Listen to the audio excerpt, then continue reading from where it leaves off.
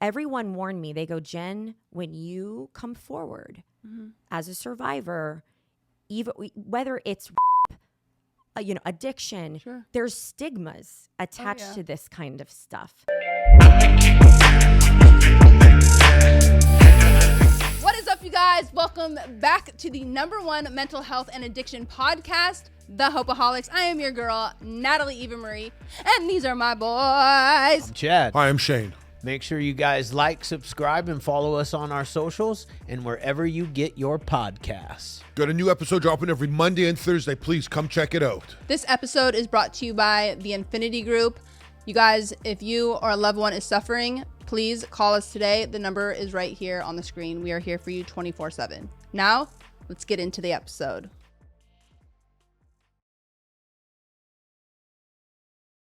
Jennifer, welcome to the Hopeaholics Podcast. Yeah, yippee-ki-yay. Welcome. Thank you. Yippee-ki-yay.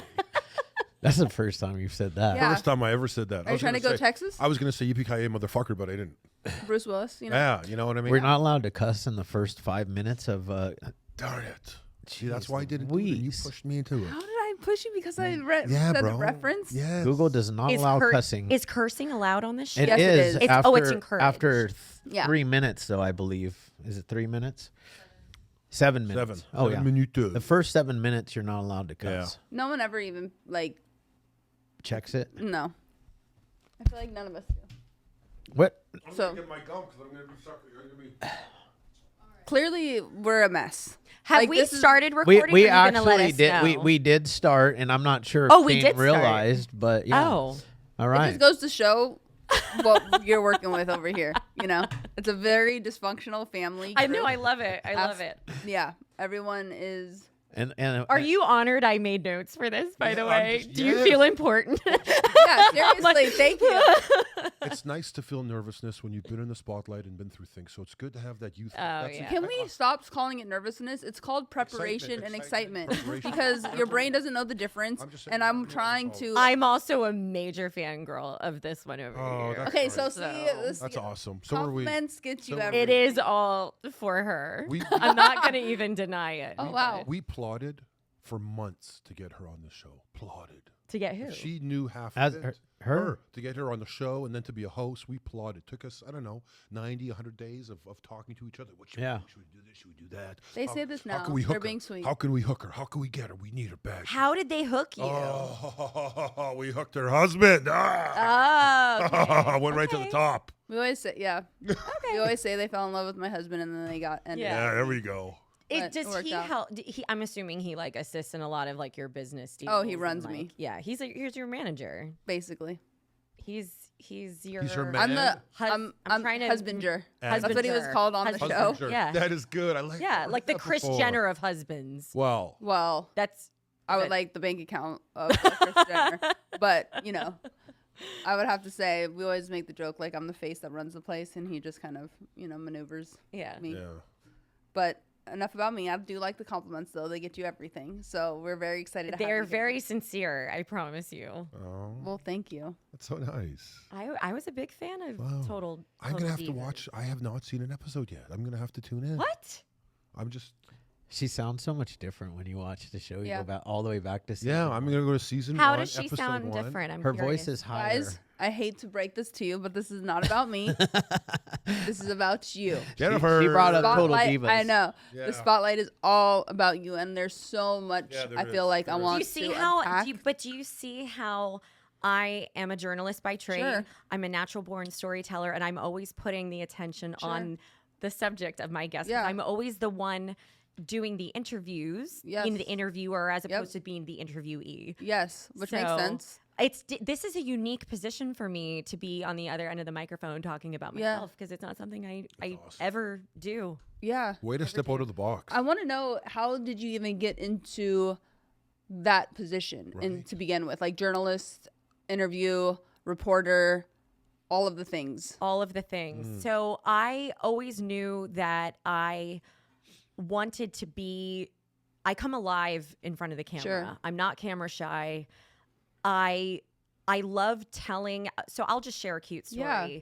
So my mother is an interior designer, and is known as like the Christmas queen. Like growing up, she had put a Christmas tree in every single room of our house. Wow. And every theme, every room had like every tree had its own theme.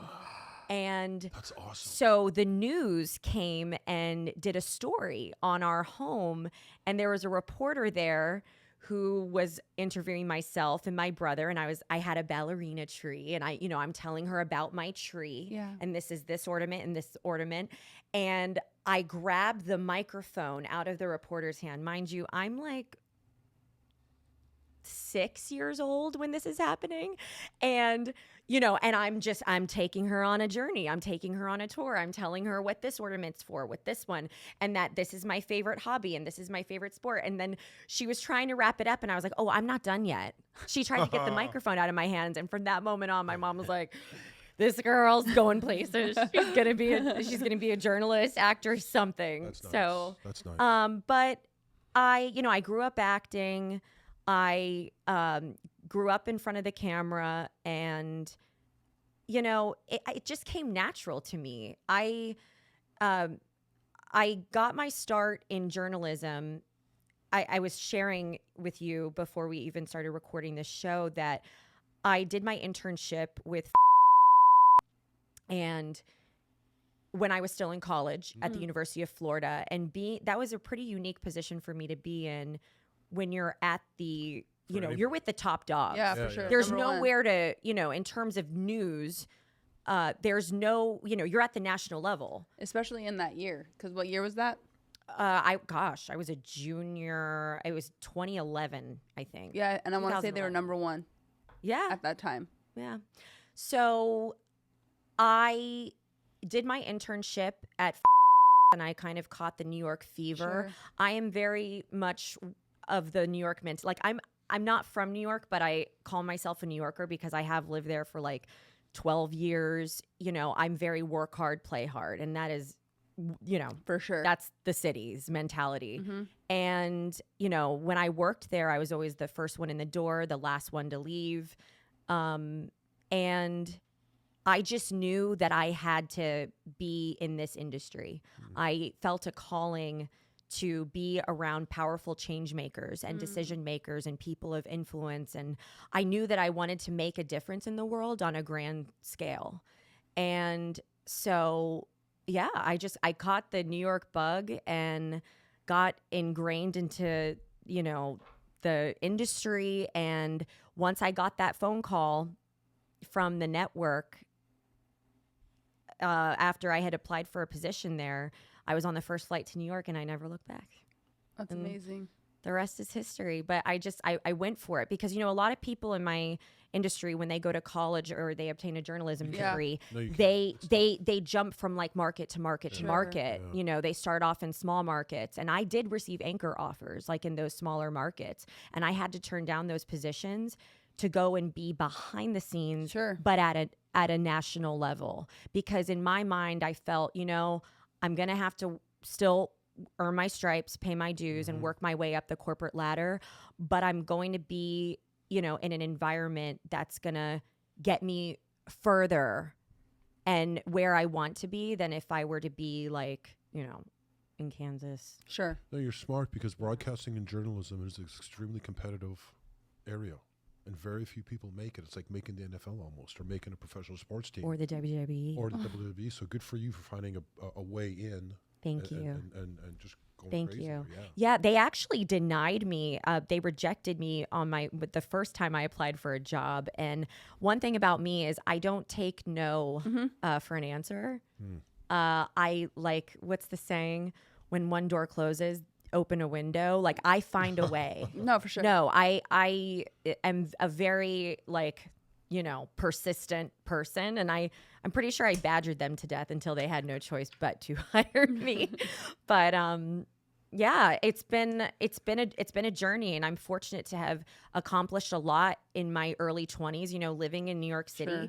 It makes you grow up fast, really fast, and but it's been an eye-opening experience, but I feel grateful to have had the experiences that I've had. Can you tell me some of the good stuff that happens in behind the scenes that we don't know about? in a news network? Yeah, sure. So, I mean, gosh, I don't want to sit here and like brag about my resume, Oh, I want to hear about it. but I mean, so when you're at a network like that, you get you get opportunities that otherwise would not be given to you if you were like say at like a local affiliate somewhere in like middle America. And so even in the early in my early 20s, I got granted a pass to like the floor of the New York Stock Exchange. I was there when companies went public. I was there, at the NASDAQ for, the closing bell. Whenever the markets would whipsaw or the Dow would plunge, I would be like in a black car, like hightailing it down to the stock exchange. Cause I worked for so I covered a lot of business news. Didn't get into the weeds politically. Thank goodness.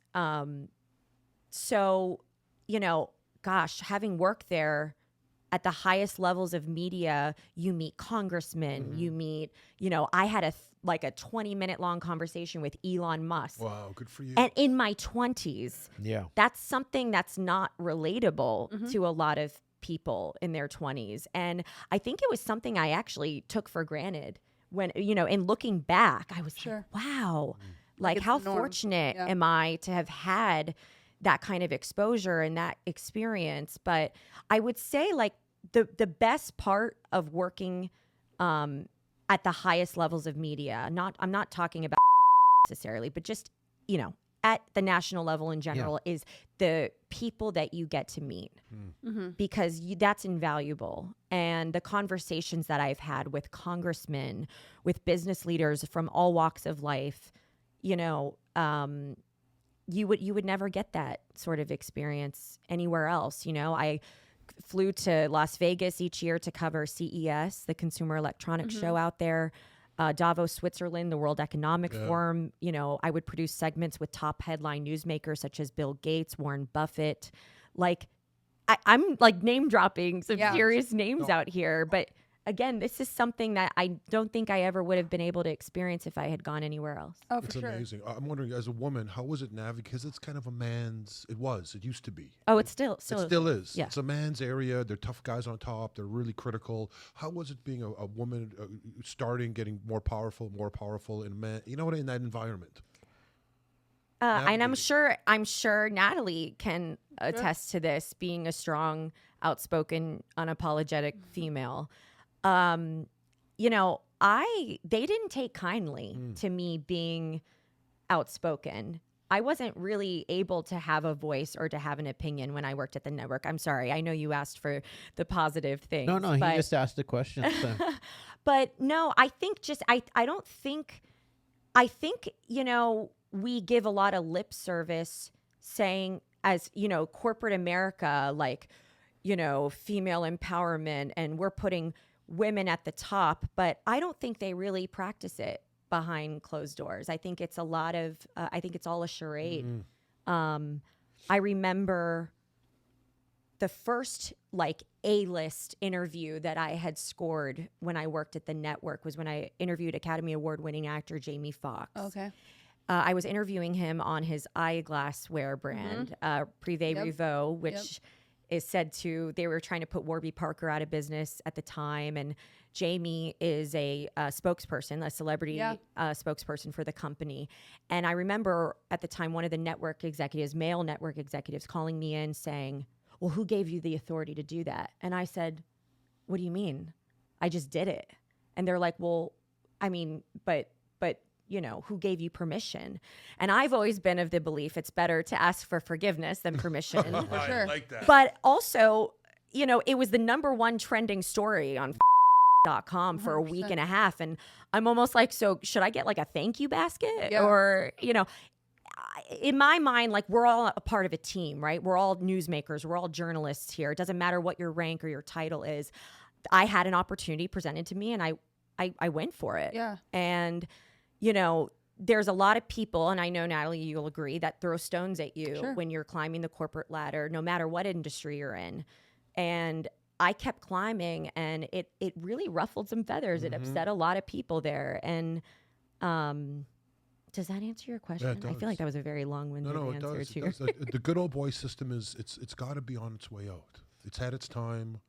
You know what I mean? And women are gaining strength. Yeah, but I believe what you're saying is it's a charade as well. Yeah. Because like this women empowerment and like I'm a woman, hear me roar type thing is like a facade. Because even the actress is in Hollywood especially, it's kind of a bunch of bullshit and kind of like lip service. Yep. Where what's her name? Sweeney. Sydney Sweeney. Sydney Sweeney. Oh, she just came out gave with a great quote. Great quote. Yep. Great quote where it's like, and she's hot right now. I mean, she was in Euphoria, really kicked her off into like all of the other films that she's kind of transitioned into.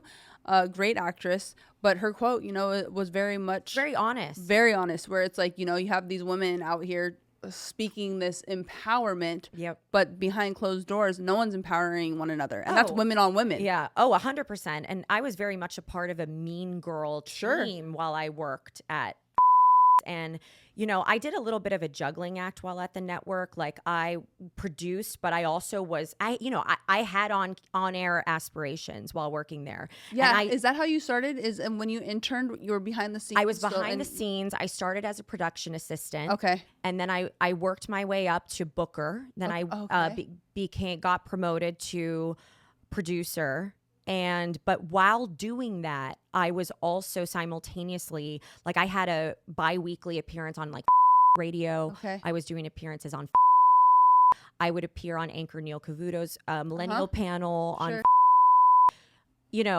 like I was trying to build that while also doing my job. And I think that upset a lot of girls.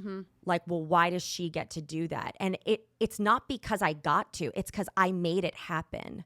And I've always been wired that way. I've always been a go-getter. And if I want to make something happen, I just do it. Like, for instance, I don't need to be sitting here with you guys. I was literally just talking to a friend of mine before on the ride over here. And he was like, why are you doing this podcast? Like, because he thinks me sitting here talking about my story is, it's uncomfortable.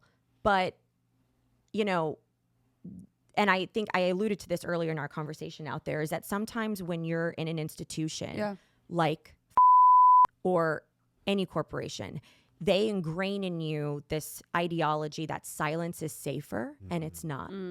Silence is comfortable, but it's not courage.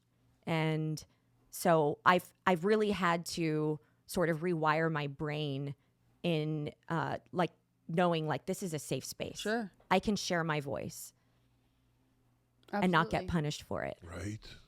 Not get retaliated for sure. against. I think that's the beautiful thing where social media, like obviously we go through pros and cons where social media is at, but that's one of the pros is that you are an individual and you're an individual brand. So like it gives you the permission where you have your podcast, you have your show, and you're able to go on other people's networks. I mean, look what happened to the election alone. Like no one tunes in to regular media anymore. I'm sorry. That the Fox News, the CNNs, the MSNBCs, like it's the podcast world. It's the Joe Rogans. It's the Patrick Bet-David. It's the Andrew Huberman, depending on where you're going for and what you're looking for. Obviously ours is addiction, mental health, and trial of like triumph, because we all go through certain stages in our life to get to wherever that is where we want to get to that ultimate goal, whatever that may be.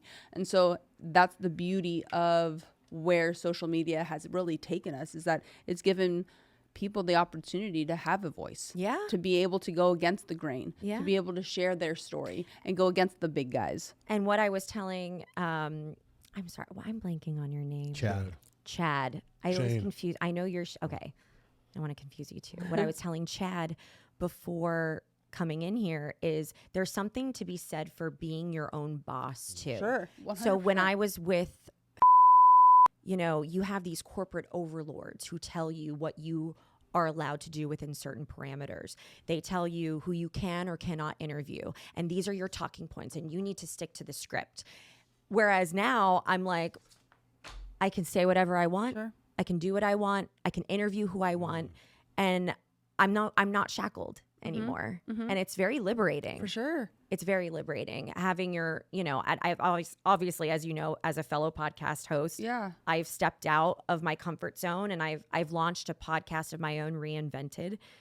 And I now use it as a tool, really, in my own healing journey, to interview people from all walks of life who have reinvented themselves amid like impossible circumstances. And everyone does. I mean, we go through that. I mean, veterans, you have veterans, professional hockey players, even mothers, that are, childhood, and then the kids are leaving, going for school. There's always that transition in life. It's very difficult for everyone and traumatic.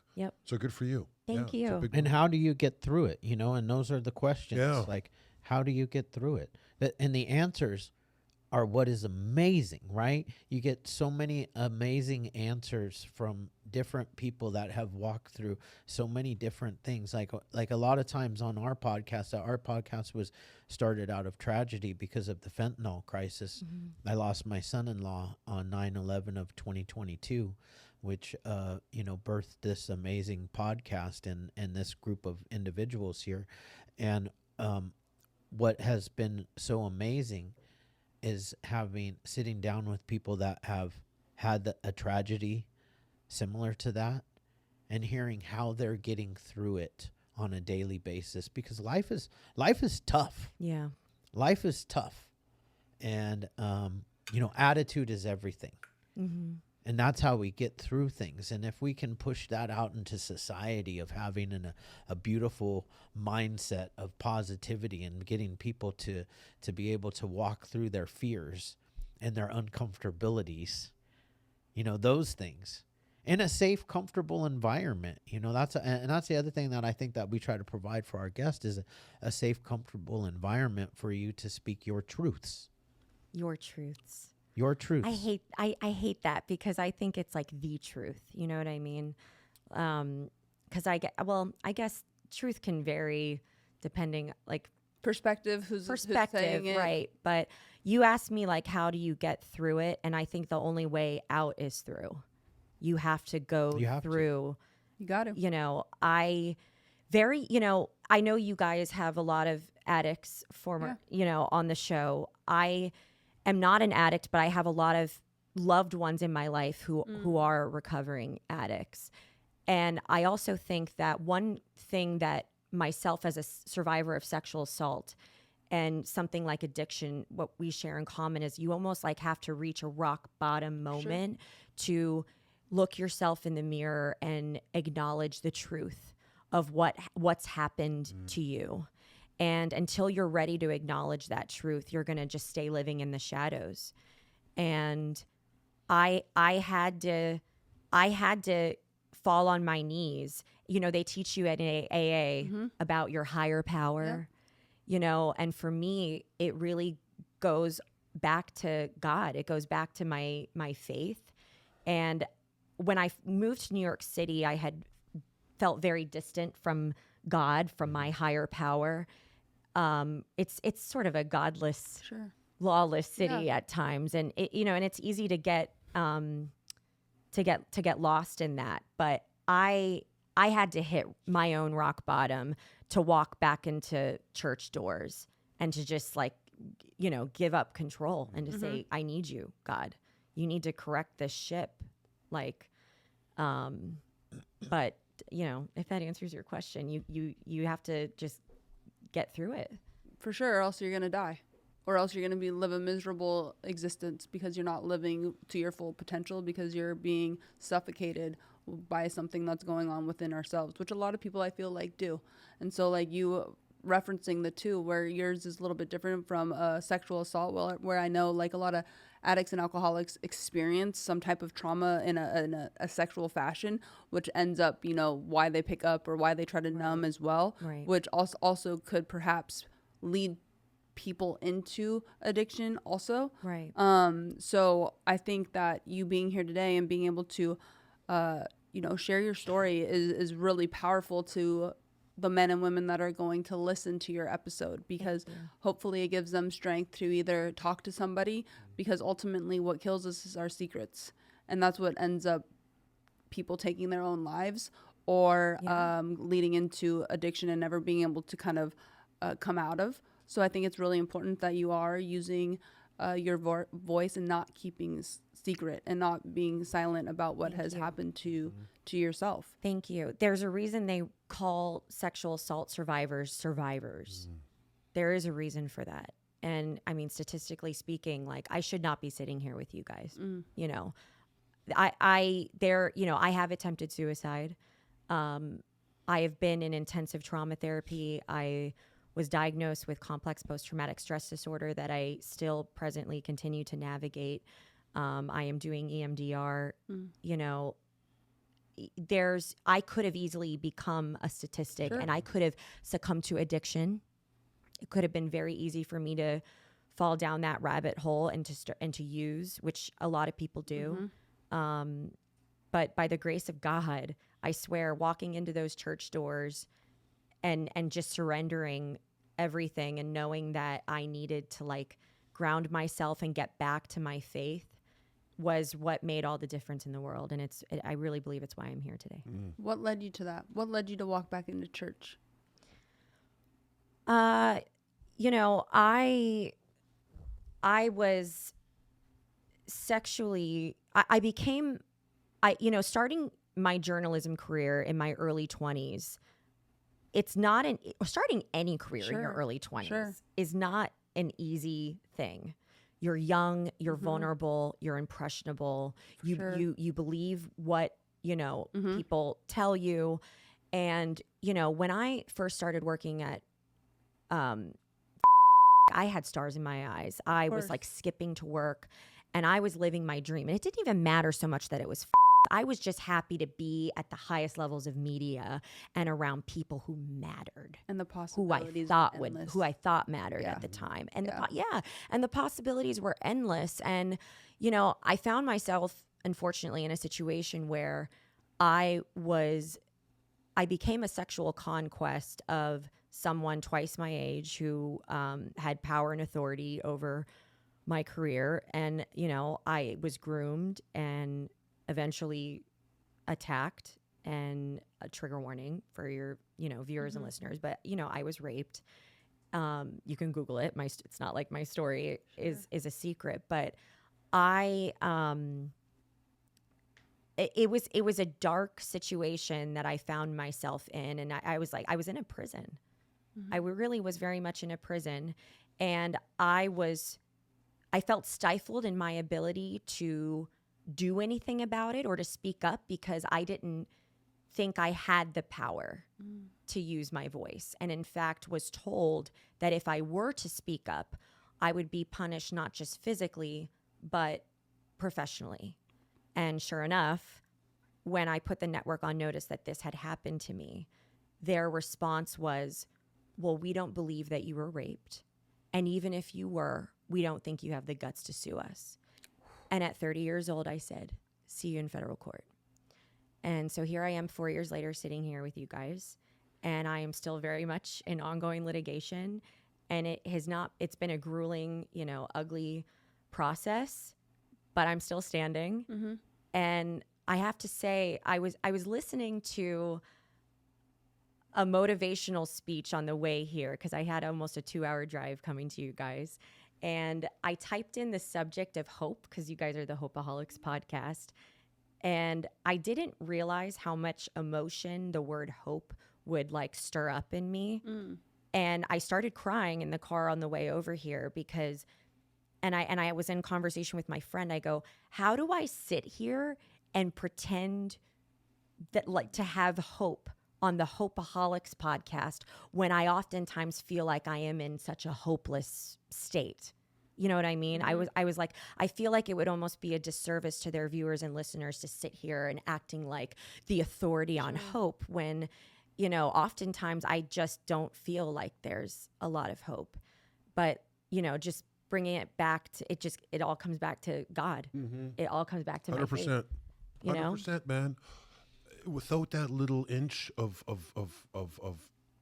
dreaming or whatever you want to call it, of fantasy, however you want to word it, not real, imagination, you got to go there. Otherwise, sometimes there's no chance in getting through. Yeah. You need that space Yeah. of imaginary love, Right. or kindness for Right. yourself. Good for you. So I made the brave decision to file legal action, against the network for covering up this man's crimes, which, they ended up firing him. But, he had a very, like, a well-documented history of having done this to numerous women, and it was all swept under the rug.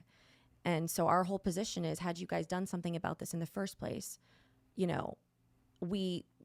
our client wouldn't have been raped. Sure. And so my position is, I was faced with a choice. I was faced with, do I stay comfortable and do I stay silent? Or do I speak truth to power?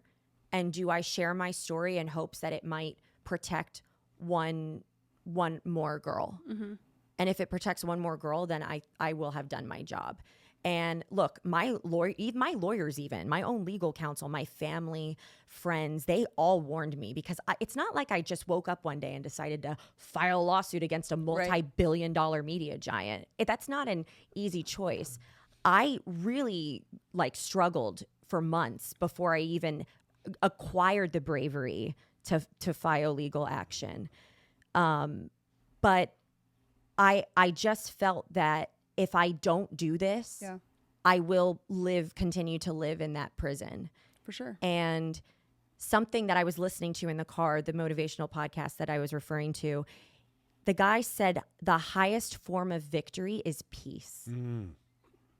And it gave me chills again, just saying it just now with you guys, because I'm just at a place in my life where I am at such peace. Because regardless of the outcome of the case, no matter what happens, I have won, because I know what happened to me. I know the truth of what happened to me.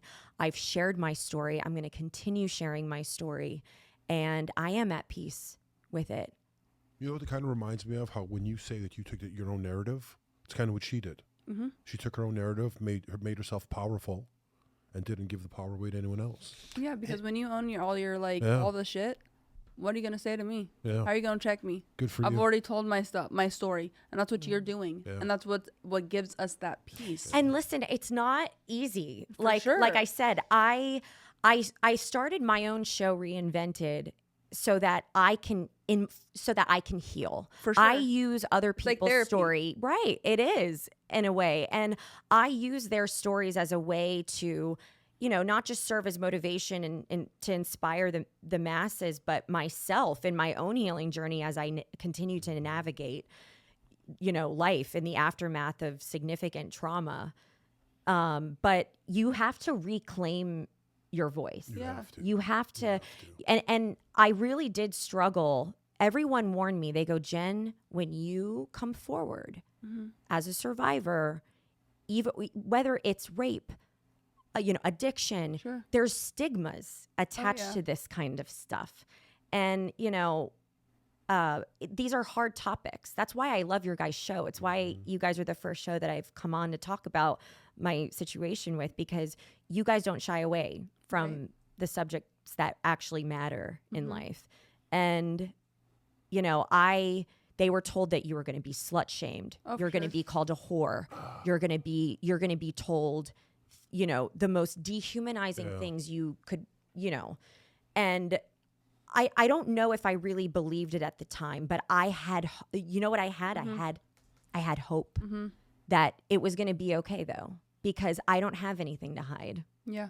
And I was unlawfully terminated from a job that I had given my everything to as a result of. Wait, so when you had come forward and told what had happened, they terminated you? Correct. Yeah. So we were talking about culture and how things have shifted. Yeah.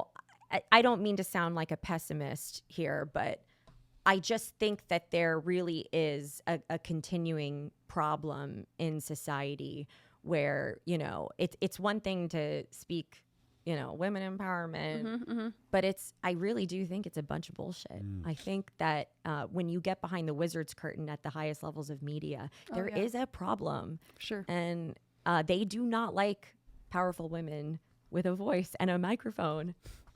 They don't like it. So I mean, you could probably go up even higher. I mean, into places like Google and different places where they don't like. Yeah. I mean, they've given it to us for now. For now, we all have a voice. But you know what? I think we'll be all right. We have Elon Musk. He bought Twitter back to give us the voice. Good for you for using your voice, and good for you for not allowing them to put the fear into you. That the fear's still there. Oh though. Yeah, for sure. Especially you're currently still going through it, and that's what you said something on the way that you were listening to the Hope and how you can come on the Hopeaholics and even give the audience a little glimmer of hope when you don't feel hopeful all the time, and that's it. That to me is everything. That's what gives the glimmer of hope, because it's a lie to say that we're hopeful every single day. Life isn't like that. I wish that I woke up every day like, I'm alive and I'm ready to go. Like that's just not how it is. That's just like ebbs and flows. It's like and 90% of the time though, she come walking in the office singing I try. like that. But I think that right there is the true testament of what hope really looks like, is because you push through. You keep going no matter what, one foot in front of the other. Some days is going to be a little bit rainy and it's not going to feel the best, but that doesn't mean you stop there. And that's what to me, that's what hope is, because it's like, no matter the depths, no matter how dark it gets, it doesn't matter. We keep going to get to the other side. Yep. And that's where the beauty, that's where the peace kind of lies. And that's what gives it, because you got to go through that. You have to. The human capacity for hope is so strong that even when you're in the depths of hell and you're living in the darkness, you still find a way to grasp it. For sure. For sure. There are those tiny glimmers where you're like, you know what? It's going to be okay. Yeah. It's going to be okay. How long were you with the company before any of this? Because you said you were with for about a decade, like 10 years, right? Almost 10 years. Yeah. So when did it start kind of taking the toll, turning to the negative, to the bad? That's an interesting question. Start turning for the negative. I have to really compartmentalize my my work from, let me put it to you this way. I refuse to look back at my time working at the network and diluting my entire journalism, because I'm only 34 years old. Yeah. And I've accomplished a lot at a really young age. And it's like, I try not to dilute my entire journalism career to just this one bad thing that happened to me. Yeah. He doesn't deserve that credit or that power. So I have to, sort of separate the two, because I mean, it was all bad. Mm-hmm. It was all bad. I mean, I hadn't even been working at the network for very long until he set his, I became a target of his in my early 20s at age 24 years old. So I felt like I didn't have a shot. Like I didn't, it was like I said, it was, and I said this in one of my media interview back in 2020 after I filed my lawsuit with CBS This Morning. It felt like I was in a prison. I felt stifled in my ability to speak up or to say anything, because this man was powerful. He was the chief White House correspondent, had access to, the president. I mean, who was I? Yeah. As a production assistant. Sure. And, it was very much like, well, who's going to believe you? Sure. Your word against mine. And, I'm liberated, but for sure. I don't know if I can pinpoint the exact moment where it started taking a turn for the worse. But I will say it got increasingly bad as the years dragged on. What about your family? Like, how have they been your support? Did you go to them initially for some type of comfort, or did you hold in the kind of, I guess, traumatic situations that were happening at work for a while? So I bottled it up. I was programmed to, not by my family, by the way, but having worked at the network that I did, to be a good girl. And I'm sure you also, in your head, you're early, and obviously interrupt me if I'm speaking for you, but I'm assuming because when you're young and 20 and first of all, you're in the number one network of where you want to be. You went to college for this. You see what the potential can possibly be this is it. Like, that's where it's at. It's literally, you're at the spot. So you also have, I'm at work. I don't want to say anything. I want to keep my P's and Q's because I want my job. I love my job. This is why I went to college. This is where I'm at. I got this opportunity, and I don't want to mess it up by ruffling the wrong feathers. Yep. And that's everything. Sure. Right? So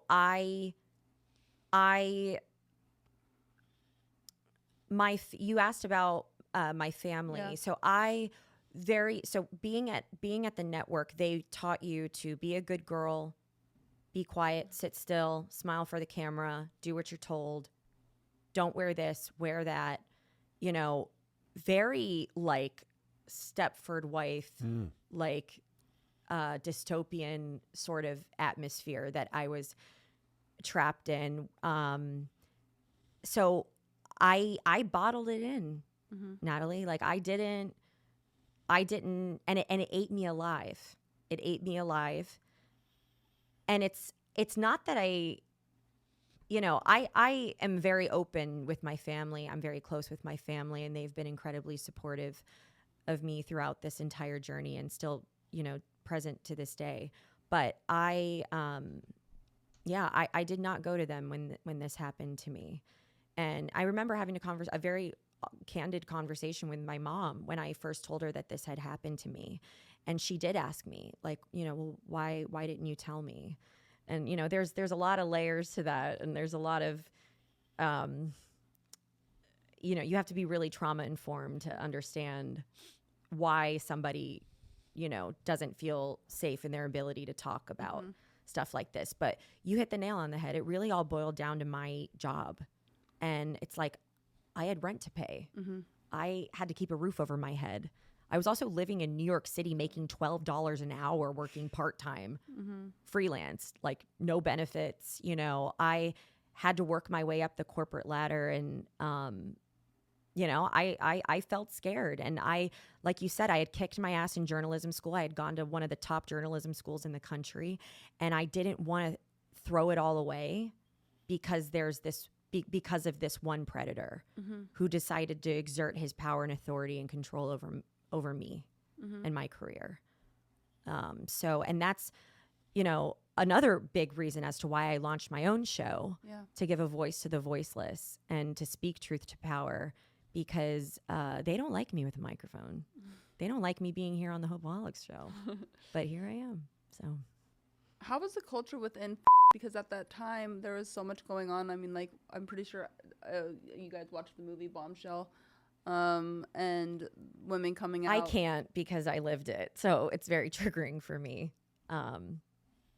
People have told me they're going to make a Bombshell 2.0 about your experience, and I'm just like, oh, okay. But I can't. Sorry to interrupt. I can't get myself to watch the movie. It's just. But with your story came out after the movie? Yeah. Do you think that it helped you come forward? No. Because these other women were coming forward? No. Oh. No. I think that when I got retaliated against and terminated from a job that I didn't deserve to be terminated from in the first place, that's what lit the fire under me. Yeah, no movie or no, that didn't have an influence. It certainly had an incredible impact and influence on, the entire Me Too movement. Gretchen Carlson, who, took down Roger Ailes. She's a dear friend of mine and has been an incredible support. She's been a support not just privately, but publicly. And I think that's very important. Sure. It's easy to support somebody privately, but to put yourself out there and to support them publicly is a whole other ball game. Yeah. And you never forget those people. So I'm trying to remember what you're... No, I didn't mean it offensively, like you watching the movie. I meant to the boys, like, because it was such a Hollywood kind of blockbuster that they took from a horrific situation that occurred at your network, and then amplified kind of what was going on within and behind the scenes. So I didn't mean for like, did it help you watching the movie? No. You know, I just meant I didn't take it that way. Okay, good. Where it just kind of showcased to people that wouldn't have any idea of what was going on, because obviously TV and film, everyone is really, really good with putting up this facade, like all is well, lights, camera, action. And then it really highlighted because of the Me Too movement. And obviously there's a lot of pros and cons with the Me Too movement as well. You have people coming forward that needed to come forward, and a lot of these predators, like a Harvey Weinstein, like, see you later, sit down, like, take a hike. And then it has another disservice of other it doesn't help when you have two countering situations going on, one that is super highly inappropriate and then another one where it doesn't kind of hold the same weight.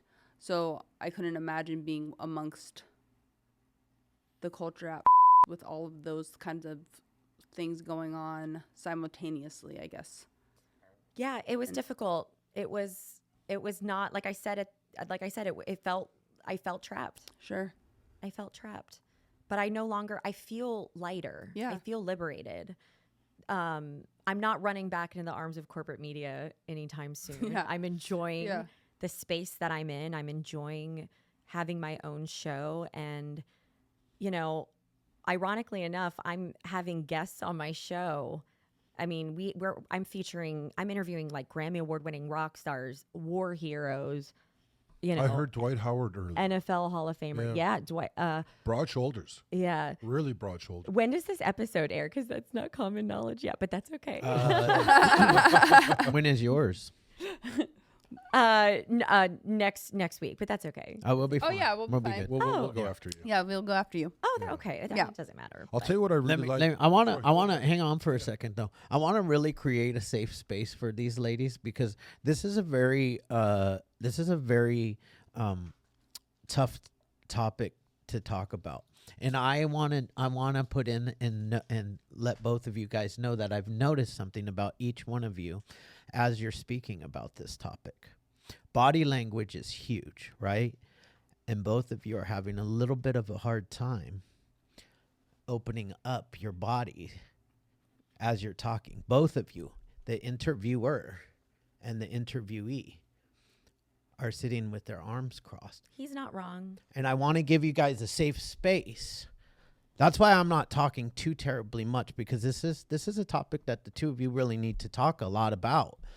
And I want you guys to feel comfortable. But we need strong men like you guys who are advocates and who can, acknowledge that I can acknowledge that I too have been sexually assaulted. I was molested at between the ages of 10 and 12. So I a lot of stuff that you've been talking about, especially like the ability, and I didn't tell anybody till I was 34 years old, your age. And it just finally came out because for whatever reason, I was comfortable and in a safe environment, and I had been clean and sober for probably like 7 years, 5 years, 7 years. Then I just blurted it out in front of my mom and my wife at the time, who was pregnant with my son, who's now 18 years old and a student at Baylor University. So that was a long time ago. I relapsed because of it. I went back out because of the trauma. So I understand the trauma, and that's why I think I want to empower people to be able to just use their voice, because I love what you're doing with the podcast and the healing. I do the same thing here. Like, you turn your pain into your purpose, right? And men too, like it's the stigma. Stigma, like for a man to come out and be like, say anything, it's like, we're not supposed to. I have to tell you, I really commend you on speaking out about it. And this is a common misconception in society that you know, oh, well, it's only women who get, you know, raped or sexually assaulted. When I filed my lawsuit against a powerful multi-billion-dollar media giant, do you guys know that, and this is the first time I've ever shared this publicly, there were more male sexual assault and rape survivors that reached out to me, thanking me for speaking truth to power and for sharing my story than there were female. That knocked me off my socks. I have the DMs to this day. And when I'm in a dark place and when I'm feeling very just, why am I doing this? What is my purpose? Was this all worth it? I go back and I reread those messages to remind myself that I'm doing this not just for me, but it's for a bigger purpose. Yeah. So I appreciate you speaking up. It's not easy. No, it's not. It's not. And you were talking about body language. Like, I'm tense. I'm going to own it. Mm-hmm. Like, like I said, I'm used to being the interviewer and putting the focus on whoever I'm interviewing, and being in the hot seat on the other end of the microphone. It's bravery. It's not comfortable. It is. And you know what, bravery, it's courageous. And when we were talking a little bit ago, and, it's not about being fearless or not being afraid of these people. Still, the fact is that you're courageous, and courage isn't the absence of fear, right? It's the ability to walk through that fear. Right. And for you to sit here and talk on our show, number one, we're honored that we're the first people, for real. I love your show. You guys are making a difference. You are. I gravitate to shows that speak to me. Yeah. Your guys' show speaks to me. You know, people who have known the depths of hell. Totally. People who have, you know, I can attest that I've been so deep in hell that I've kissed Satan. Yeah. You know, and I can tell you that I made it out. Yeah. And that there is hope, even when you're feeling the most hopeless in life. Mm-hmm. Like this show, the name of this show was God given. Yeah. I originally was trying to come up with a name, and it was, the first name I came up with was a dictionary. And it was already taken. Thank God. Thank God. Thank God for that. Thank God. This is way better. How could we could have been the three amigos, the Hopeaholics. It wouldn't have. I don't think a dictionary would work, bruh. No. Nah. No. I don't think so. No. I don't think so. No. Different crowd, different audience for that one. For sure. Well, because we're more than just addiction. We're mental health. Yeah. We're breaking the stigmas. And you know, that was a big factor, that was probably the biggest struggle that I had to overcome when filing my lawsuit. Yeah. Because as women, we know what to expect. Sure. We know we're going to get slut shamed. Oh, well, she asked for it. She wanted it. Mm-hmm.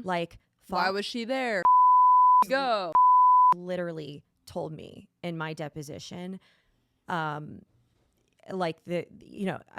opposing counsel rather, well, you wanted the bruises, you wanted it, and I'm just looking at them like, you guys are so lost, and you know, I knew the gravity and that it was going to be all over the press, all over the news. Mm-hmm. But I also knew that there are certain pivotal moments in life where you can take a negative experience and turn it into something positive. And that has the power to change the paradigm. And that is what this whole, you know, taking a stand has been about for me. Not easy. No. Nope. You wouldn't have the peace. And I think that every human is searching for that. Whether you're an addict or an alcoholic or everyone's been through some type of something. Yeah. You can't be born and then into your late 30s, 40s, 50s without some type of something. You were talking about the stigma though that is attached to addicts. Sure. There is a stigma attached to survivors of rape. Yeah. She was a slut. Especially at the workplace. She's easy. You know, what was she wearing? It doesn't matter what you're wearing. Even if you were flirting, if you were drinking, if you were doing drugs, rape is rape and it cannot be excused. And there's no excuse for it. I wrote an open letter back in 2020. It was sort of a love letter to survivors of sexual assault and rape. And I think it's still featured on thriveglobal.com, which I invite your viewers and listeners to go and read if they are, if they are a survivor or if they haven't come forward and they haven't shared what's happened to them yet. But I was very worried that being a survivor of rape would be my identity. Oh, yeah. I struggled a lot with that, Natalie, because I worked, like you said, I worked my ass off in journalism school. I went to like the top network. I climbed the corporate ladder, and I was afforded opportunities that most girls would only dream of. And then, boom, had the rug ripped out from underneath me. And it's like, well, now am I just going to be known as a survivor of rape? So I've had to really like reclaim my voice, rewrite the narrative, rewrite the script, reinvent myself away from this single tragedy that happened and change how the ending plays out. And that's what I have control over. Oh, for sure. So, and that's, again, that's the whole foundation of why I launched my own show, Reinvented, because nobody could take away my voice. No. Yeah, and perpetrators try to take away. I mean, their whole like mentality is to beat a person down, so that even if anything happens and they come out, that they'll never survive. They think that they're not going to survive it, right? And not only are you going to survive this, you're going to thrive because of this, and I always like to turn that back to God, right? Because without God, how hard is it to turn your pain into your purpose? And here you are sitting at this point of it right now. You're only at the very tip of the top of a potential iceberg of what your life is going to continue to be like from here forward. I mean, still the sky is the limit. Yeah. It doesn't feel like it when you're in the thick of it, right? Does. Like you can't see what's the saying? You can't see the trees through the forest. Or the forest through the trees. Through the trees. I think I have it reversed, but you're exactly right. And but you have to like rewire your brain. You do. Yeah, you do. After trauma, you have to force yourself to believe it's going to be okay. There is hope. There is a light at the end of this unseemingly dark, tunnel. I have a question for you. Yes. Is two. One is, would you do anything differently from how you originally came out to, I'm assuming, HR, correct? Correct. And then also to any man or woman that's listening to your episode and they are going through a similar situation within their work environment, and knowing what you know now, what would the advice be to them to do? Ooh, those are very heavy loaded questions, Oprah.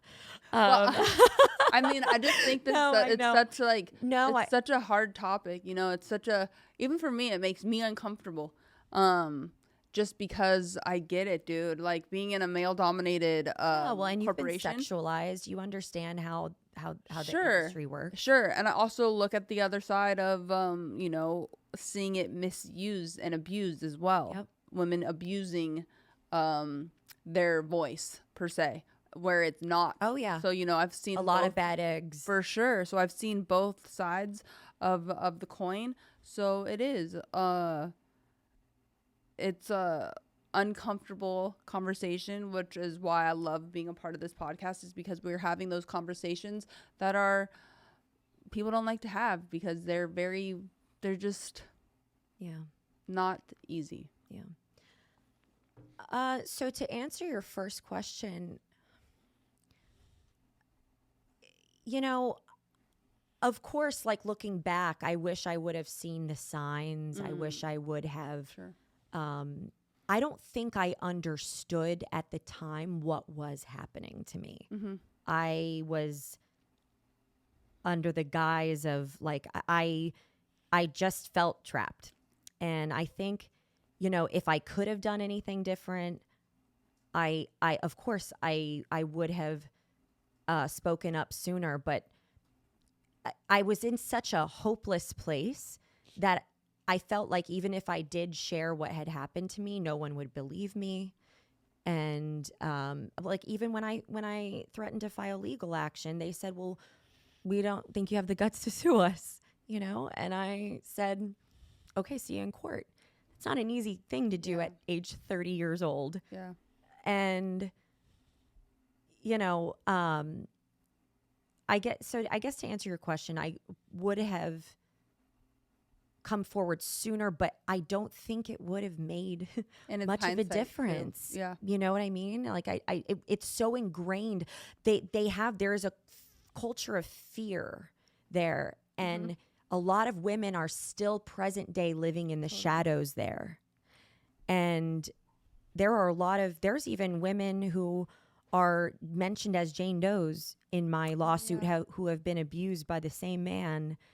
And I've tried to protect their identities in this whole, you know, legal process, but they're scared to speak up because their whole attitude is, I need my job. Yeah. And I don't blame them one bit. I don't blame them. And so I you know, to answer your question, I would have come forward sooner, but I also don't think it would have made a difference. And it doesn't. And, you know, a lot of people, you know, when survivors come forward, you always hear, well, why didn't she come forward sooner? There's nothing more that just irks me to my core than when I hear that phrase. And I know that there's a lot of bad eggs out there that ruin it for real survivors. Yeah. Definitely. But there's also no rule book when it comes to this stuff. There's no, like you yourself, you said you didn't come forward as a survivor. 22 years. Until you were 34 years old. Why didn't you come forward? I bet sooner. Did anybody ask you that as a male? I'm curious. I don't know if anybody's asked me that. I don't think so, but there's reasons why. Yeah, right. And because there were I was reasons uncomfortable with the fact that it happened that a man did this to me. Right, and I think that's lost on a lot of people. Like there is an ideology out there. Well, if it really happened, he or she would have come forward sooner, and it just does. It just not when your job is on the line. So everybody that first off, everybody that says that has never had this happen to them. Yeah. So unless you've had that happen to you, right, you don't even have the right to say that. Right. Because whether it be a woman or a man, it doesn't really matter to me. You know, if somebody says it about me. Like we have a good friend of ours, his jersey's hanging right over there, number 91, who died from fentanyl. He was one of our very first guests on this podcast because he had been sexually abused by the Catholic Church, and specifically, it was a coach of his that coached his sports, and it really fucked him up. And he came out and talked about it, but he just couldn't get past the trauma. And you know, he tried using his voice, and you know, and at the end of the day, you know, I don't think he meant to take his life. It's just that fentanyl is deadly. Yeah. Deadly. And that's my other point about this is that, you know, hopefully you talking about it will save somebody's life. Oh, it will. From going and picking up. For sure. Because if that's the silver lining in all of this stuff.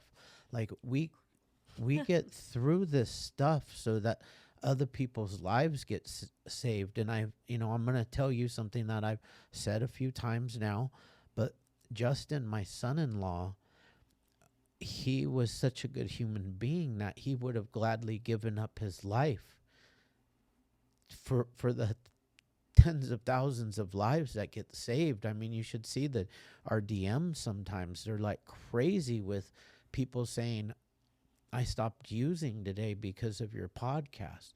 I've been binge watching your podcast through my detox. And like, I have full body chills right now. You know, that stuff's crazy to me, but it's like it's that keeps us going on the tough times and through like the negativity that, because we get spewed negative. So addiction has such an, they've said horrible stuff about my son-in-law, horrible stuff about my daughter. And when that stuff comes through, man, I want to reach through a cell phone and grab a person by their throat. But what I do instead is I just pray that they never have to deal with anything close to this. Yeah.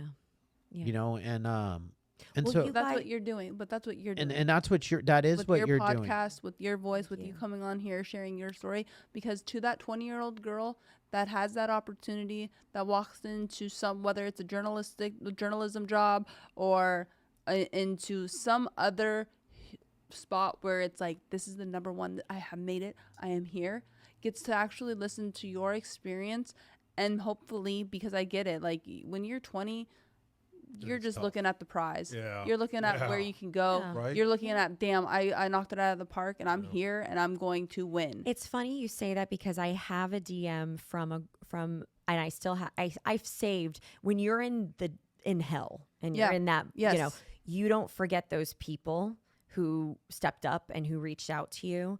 And I have a folder on my phone that I keep. And there is a message from a young girl that messaged me in her early 20s saying, "It is my dream to work at thank you for making it a safer place."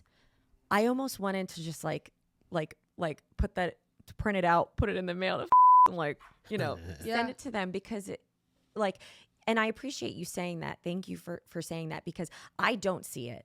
Right? Like when because people tell me you're so brave all the time. I don't feel brave. Like this sitting here with you guys, it does not feel brave, but I'm doing it because I have to. Mm-hmm. What does it feel like? Sitting here, really, really vulnerable, really scary. I'm very tense. I have CPTSD and I live in a constant state of hypervigilance where I'm always, I have situational awareness. Mm-hmm. I'm always in fight or flight mode. And, it's really scary sitting here talking about this, but it's also freeing. It's weird. No, it's a weird combination of the two feelings colliding. But to answer the second part of your question, which was what my advice was to young people entering the workforce, I think that was your question to what would you the advice that you, knowing what you know now as a 34-year-old woman who has gone through something that you would not wish onto somebody else, but if somebody is listening and they're in your position X amount of years ago, what would the advice be to them to do at that current point in their life? To not feel that, my advice would be to know that you're, as cheesy as it sounds kind of hacky, but your voice matters. Your voice does matter. And, to not think that just because somebody has a higher title or higher ranking or higher paycheck than you does not mean that they have power and influence over your career. Mm-hmm.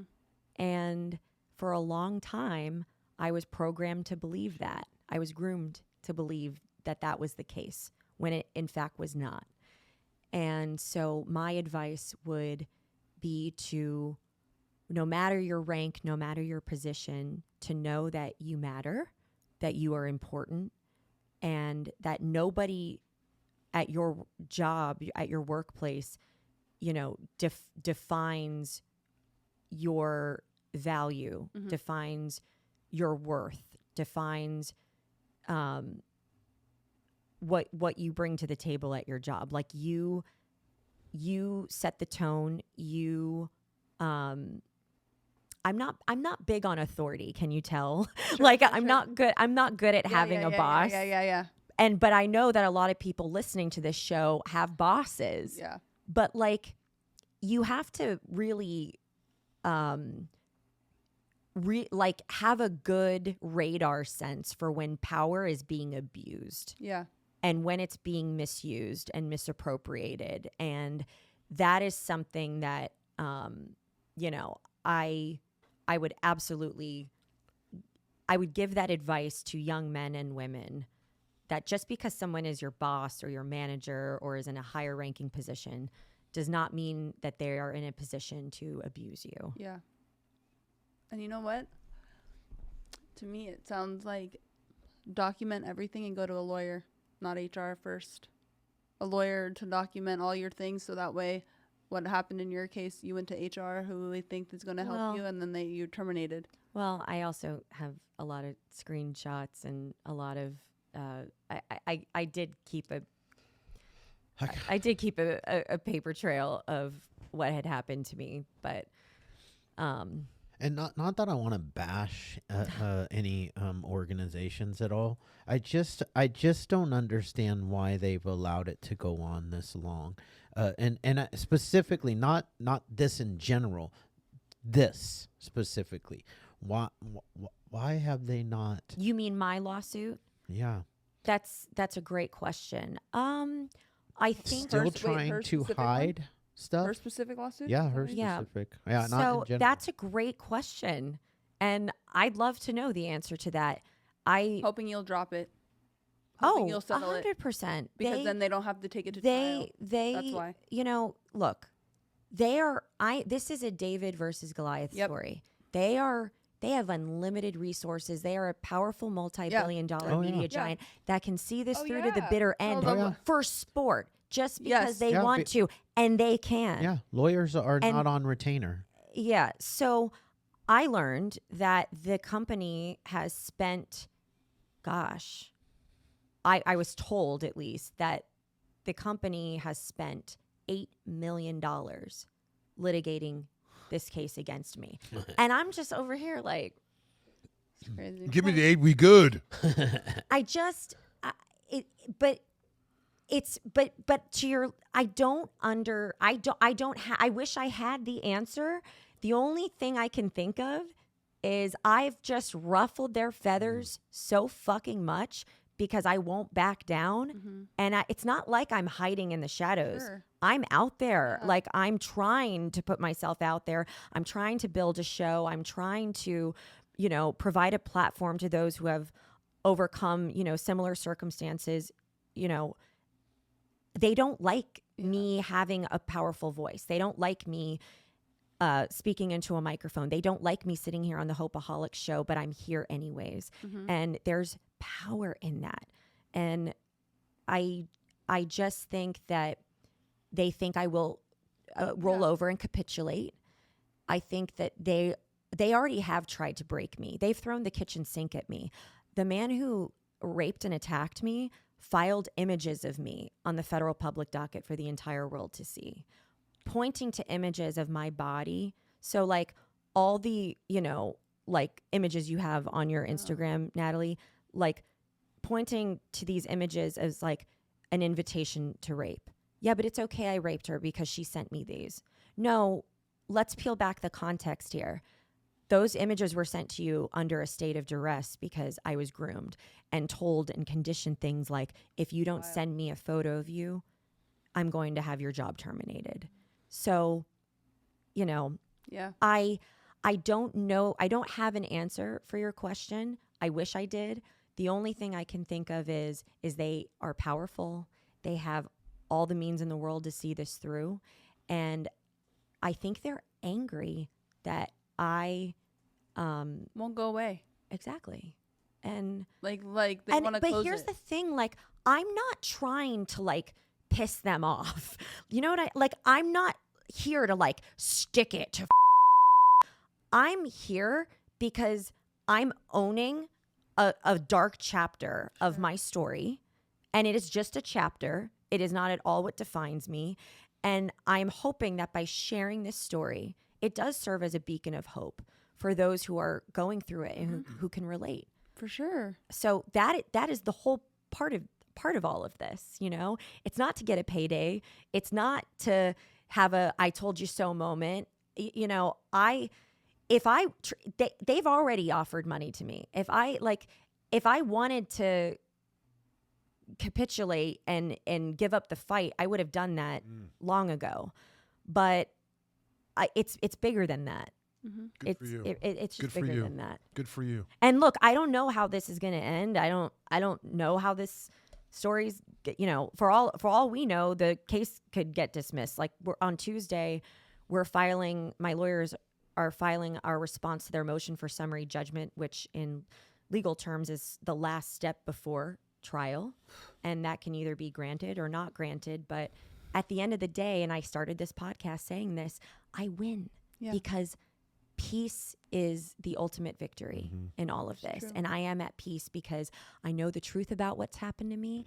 I can look in the mirror and acknowledge the truth of what's happened to me. And I can sit here across from you guys and share the truth and not hide in the shadows or be ashamed. You know, when I first came forward, I had to work through a lot of that self-blame, a lot of that guilt that we carry. And I still carry a lot of it. I'd be lying on this podcast if I said that I still didn't blame myself for not seeing the signs earlier. But, you know, a lot wiser for it, and here to live to tell the tale. Which is huge. Anything like this, especially something so from an emotional standpoint to a physical that any human goes through, it makes them, I love the word relentless. They have to turn inside and really work on themselves to become who you're now becoming. You have your own show. You're giving other people out there a little glimmer of hope that they're going to get through what they're walking through at the current moment. And that's what it needs. And as a society, I mean, I really think that's what we're all searching for is leading with like empathy and love for one another, that we can get through the dark times, and that nobody has a perfect life. Yeah. People like to think that others have it better, but it's a facade. Everybody and I was very much that way. Oh, for sure. Me too. You know, and even people today who look at my social media, they're like, "Oh, but you look like you have like such a glamorous life." And I'm like, "Yeah, you're like, bitch, I'm broken." Beyond.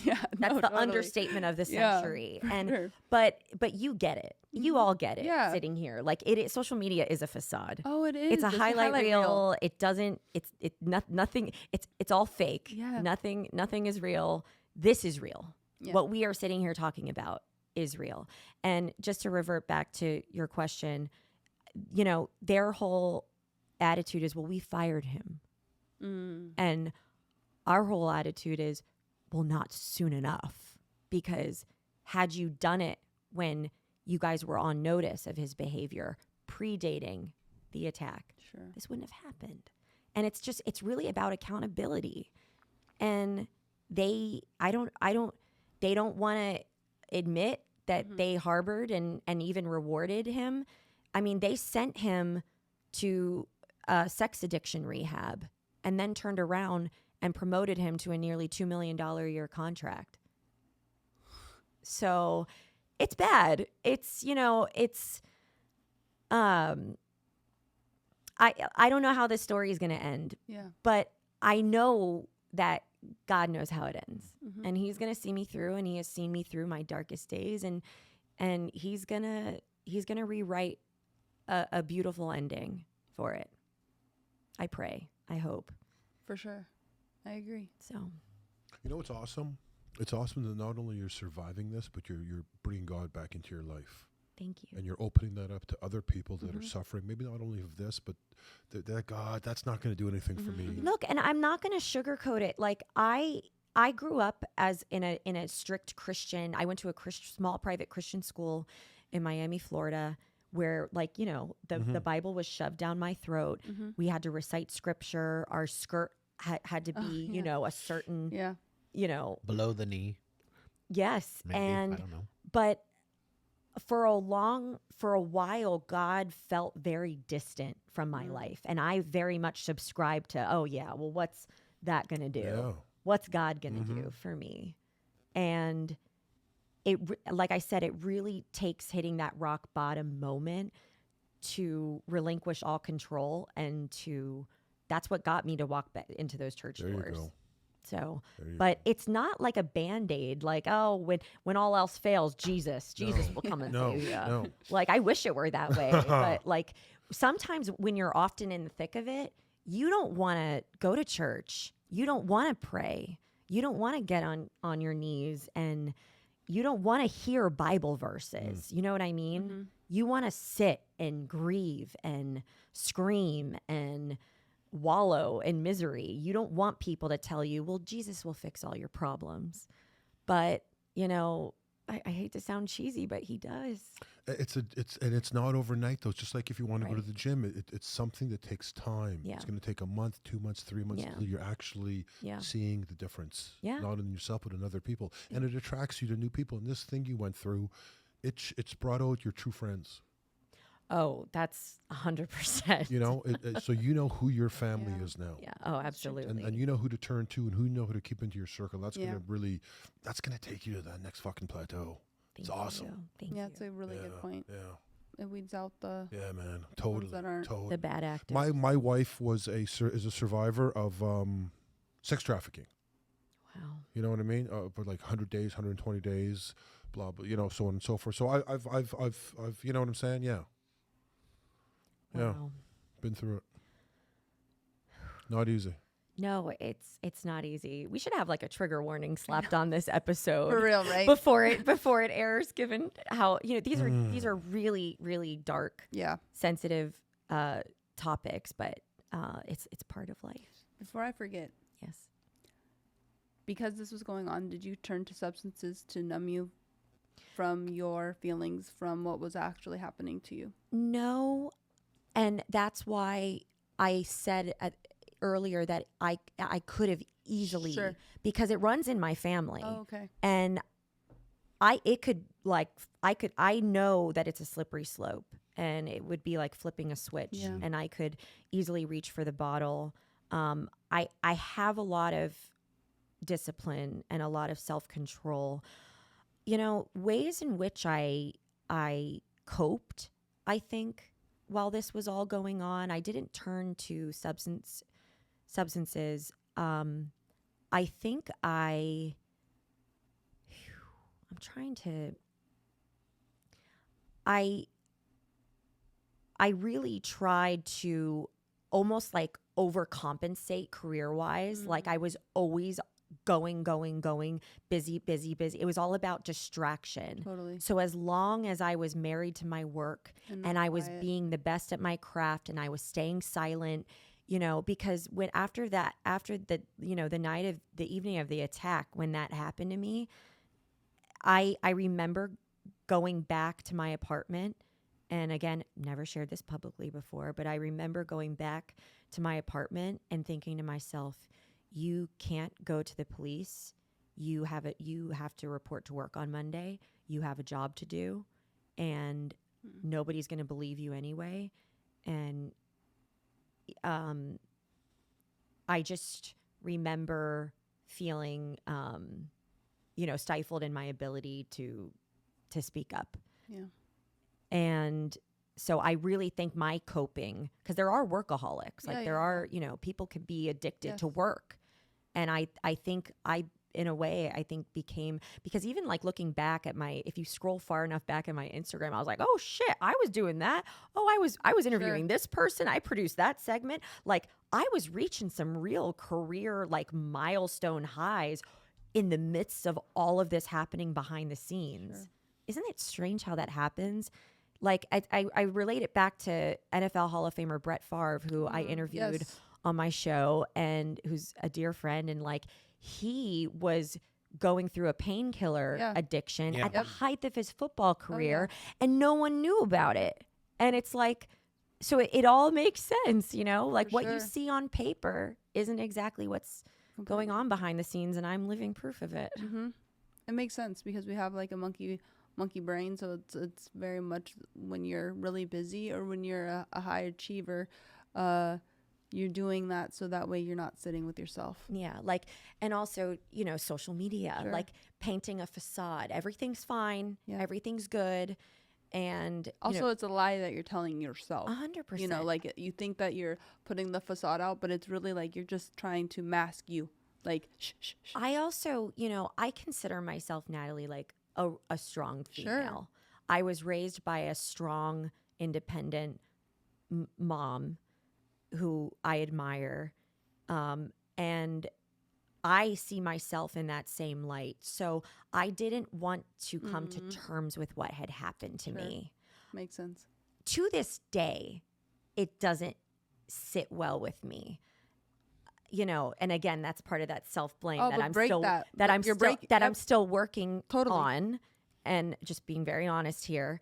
But like, I do harbor the feelings of like, you know, but you know, you could have done this, or you could have gotten out of it. But no, that's a lie. I know, but it's all right, because it's, once again, it's breaking that stigma. Yeah.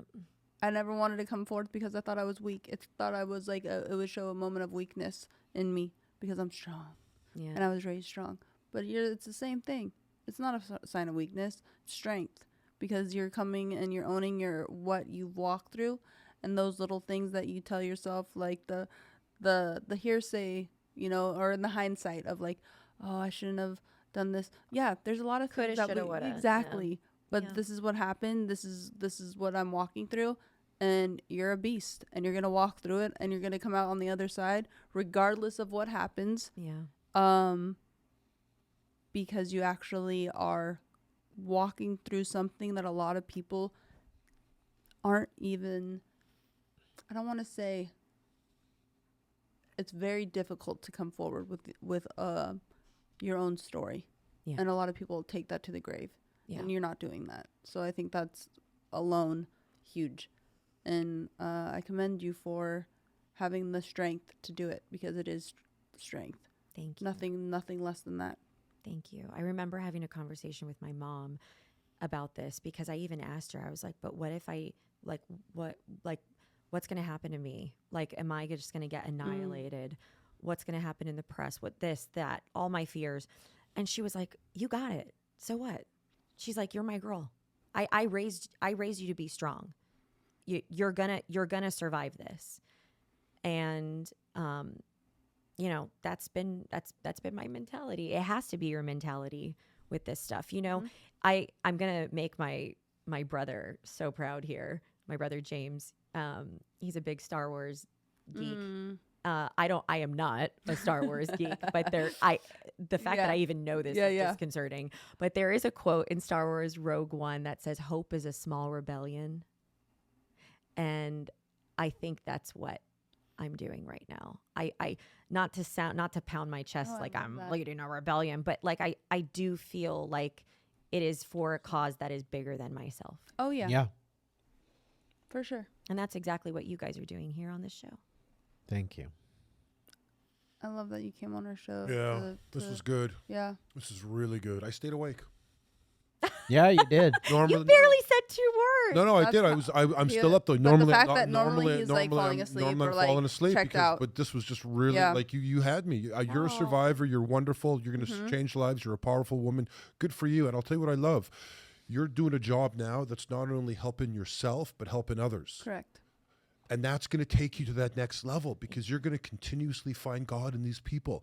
And God isn't something that, boom, slaps you. Well, maybe for some people, not for me. For God, it's like, I found God again today in you a little bit. Oh my God. You know, so that's nice. So I take a little piece from everybody that has a little bit of this power. Thank you. And the survival stuff. Yeah. That's so, you know, that's what it is. Yeah. Thank you. And I love the title of your show. Yeah. Because I think it's really, it has multiple layers to me, but I think we're constantly reinventing ourselves, and you have to. Absolutely. You know, regardless of whether you're in the entertainment world, if you're in the business world, or, you know, I think it's refreshing. Yeah. And it's looked at as such like kind of a negative, where I don't think so. I feel like as humans, we're always growing. We're always shedding our skin. So that's when you reinvent yourself like a snake. If you know? You don't reinvent yourself, you stay stuck. Yep. in the past of what you've always done. We should always be evolving. Yeah. And growing. If you do what you've always done, you'll get what you've always got. So you have to do something different to get something different. Yeah. Yeah. You know, There's a quote that you can't change. I forget how it goes. I'm probably going to butcher it, but it's like you can't change the beginning, but you can change how it ends. You can rewrite how your story ends. And I feel like by using my own show as a platform to provide hope to people, which is similar to what you guys are doing, it's what's fueling my ability to keep on going. Yeah. And the main takeaway for me is to never underestimate the power of hope. And, you know, there are those dark moments where it can fade away and life can feel hopeless, but it really is the most powerful force of nature that we have to combat our demons, our, you know, these external forces that are outside of our control. Like, hope is a powerful thing. And right now it is all that is fueling me and is keeping me putting one foot in front of the other each day, which is why I came on your show. Awesome. that was a reel right there that she just your did. voice and the way that you look and the way that you're able to enunciate, you're made for TV. Oh, you're so I know she has a great voice, huh? Like people say the way that that a lot you're able about. to speak. Yeah. It's not just your voice. It's the way that you're able to actually enunciate your words. Like I'm very lazy when I talk. you open your mouth. It's great. I could stare at you all day. Lazy. I'm Like, I super really lazy. can't. Are we still recording? I say pry. I say pry instead of probably. Well, I'll Jonathan just say- always tells me I'm so lazy when I talk because I don't really like move my whole mouth. Like I should be moving. She what I mean? She shows her teeth and everything. See, she knows how to do it, man. Come on, train us on how to do this shit, man. It is. It's we don't know crazy. what we're doing over here. You know, Like, look we at are it. literally He's funny. amateurs. For sure. Me and you, all of us are lazy. Hello, hi. This is Chad Carlson, and I am Yeah, look how much. here to look at that. It's so Yeah. much better. You look inviting. Yes. Hi. Welcome to the Hopeaholics Podcast. Oh my God. No, but now we're messing around. But honestly, I could like stare at you all day because you're just You're so sweet. quite captivating. Thank for me. you. Did we cover? Yeah. Did we? One thing I would love to mention is